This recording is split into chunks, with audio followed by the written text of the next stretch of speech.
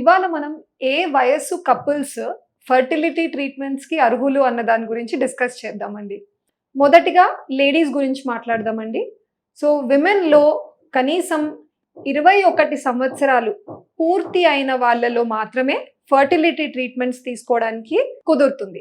So నేను fertility treatments అంటే వేటి గురించి మాట్లాడుతున్నానంటే IUI, IVF. Legal age of marriage ఇండియాలో 18 సంవత్సరాలు దాటితే విమెన్ పెళ్లి చేసుకోవచ్చు అంటది గవర్నమెంట్.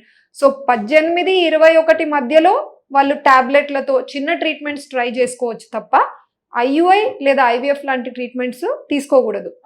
21 కంప్లీట్ అయిన తర్వాత వాళ్ళు తీసుకోవచ్చు. అప్పర్ ఏజ్ లిమిట్ కూడా ఉందండి, దట్ ఈస్ విమెన్కి 50 సంవత్సరాలు. సో 50 సంవత్సరాలు దాటిన తర్వాత లేడీస్కి మేము ట్రీట్మెంట్ ఇవ్వకూడదు. So 21 to 50 years age limit అనమాట. 21 నుంచి 50 సంవత్సరాల మధ్యలో ఉన్న లేడీస్ మాత్రమే ఫర్టిలిటీ ట్రీట్మెంట్స్ తీసుకోవడానికి కుదురుతుంది. సెకండ్, మగవాళ్ళలో వచ్చేసి ఈ ఏజ్ లిమిట్ కొంచెం ఎక్కువ ఉంది. 21 దాటితే మగవాళ్ళకి ట్రీట్మెంట్ ఇవ్వచ్చు, కానీ అప్పర్ ఏజ్ లిమిట్ వచ్చేసి 55 సంవత్సరాలు. సో 55 సంవత్సరాల వరకు కూడా మెన్ ట్రీట్మెంట్ తీసుకోవడానికి కుదురుతుంది. ఇప్పుడు ఎవరైనా కపుల్ వైఫ్కి వయసు 50 దాటినా లేదా హస్బెండ్కి 55 దాటినా మేము వాళ్ళకి ఐయుఐ లేదా ఐవిఎఫ్ ట్రీట్మెంట్స్ ఇవ్వడానికి కుదరదు. తర్వాత అందరికీ డౌట్ వచ్చేది ఏంటంటే, ఓకే లేడీస్కి 50 వరకు ట్రీట్మెంట్ ఇవ్వచ్చు అంటున్నారు ఫర్టిలిటీలో, కానీ ఇప్పుడు ఒక లేడీకి 45 సంవత్సరాలకి పీరియడ్స్ ఆగిపోయాయండి, మరి ఎలా ట్రీట్మెంట్ ఇస్తాము? సో ఇటువంటి వాళ్ళల్లో మేము డోనార్ ఎగ్స్ తీసుకుంటామండి. వేరే వాళ్ళ గుడ్లు వాళ్ళ భర్త కణాలను తీసుకొని పిండం తయారు చేసి తయారైన పిండంని వాళ్ళ గర్భసంచిలో ప్రవేశిస్తాం. సో ఇలా కూడా ట్రీట్మెంట్ ఎక్కువ వయసు ఉన్నా కూడా కుదురుతుంది. ఈ ఏజ్ లిమిట్స్ని చూసుకొనే చేయించుకోండి, బికాజ్ నేను చెప్పిన ఏజ్ లిమిట్ బయట మీరు ఎక్కడైనా ట్రీట్మెంట్ తీసుకుంటే అది ఇల్లీగల్ అవుతుంది, పనిషబుల్ అఫెన్స్ అవుతుంది. ట్యూబ్లో ప్రెగ్నెన్సీ. సో ఈ టాపిక్ చాలా ఇంపార్టెంట్ అండి, ఎందుకంటే ట్యూబ్లో ప్రెగ్నెన్సీ వస్తే అది మీ ప్రాణానికే అపాయం కావచ్చు. అందుకనే చాలా జాగ్రత్త వహించాలి. నువ్వు ఈ ట్యూబ్లో ప్రెగ్నెన్సీ అంటే ఏంటి? అందరికీ తెలిసిన విషయం, బేబీ ఎక్కడ పెరగాలి? గర్భసంచిలో పెరగాలి. బట్ నార్మల్గా ట్రై చేసే వాళ్ళకి, న్యాచురల్గా ట్రై చేసే వాళ్ళకి ప్రెగ్నెన్సీ ఎలా వస్తుందంటే, గుడ్డు కణం అన్నవి రెండు కూడా కలయిక ట్యూబ్లో జరుగుతుంది. సో ఆ ట్యూబ్లో కలయిక జరిగిన తర్వాత అక్కడ పిండం ఫామ్ అయ్యి తయారైన పిండం ట్రావెల్ చేసుకుంటూ వచ్చి గర్భసంచిలో అతుక్కోవాలి. బట్ రేర్ కేసెస్లో ఏమవుతుందంటే, ఈ ట్యూబ్లో తయారైన పిండము అక్కడే అతుక్కునేస్తుందండి. అప్పుడు వాళ్ళకి ట్యూబల్ ప్రెగ్నెన్సీ అని జరుగుతుంది.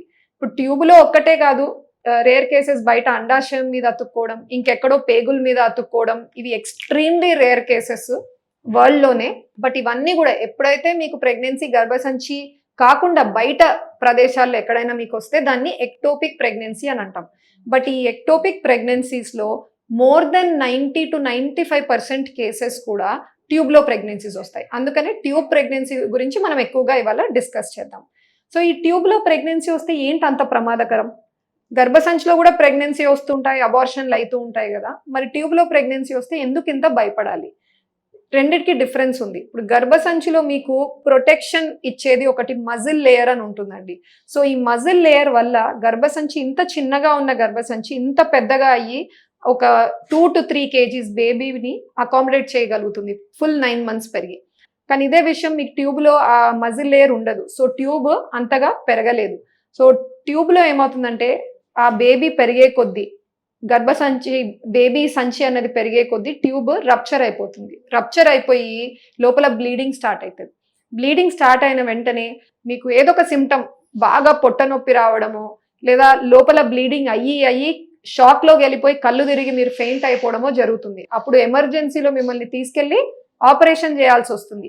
ఈ ఎమర్జెన్సీలో తీసుకెళ్లడం లేట్ అయినా, ఆపరేషన్ లేట్ అయినా, లోపల బ్లడ్ లాస్ ఎక్కువగా వెళ్ళిపోయినా, మీరు షాక్లో వెళ్ళి ఒక స్పైరల్లో వెళ్ళిపోయి ఐసీయూలో ఎండ్ అవ్వడం, లేదా కొన్ని చాలా తక్కువ కేసెస్లో డెత్స్ కూడా చూసామండి. అందుకనే ఈ ట్యూబ్లో ప్రెగ్నెన్సీ అంటే ఎంతో జాగ్రత్త వహించాల్సి ఉంటుంది.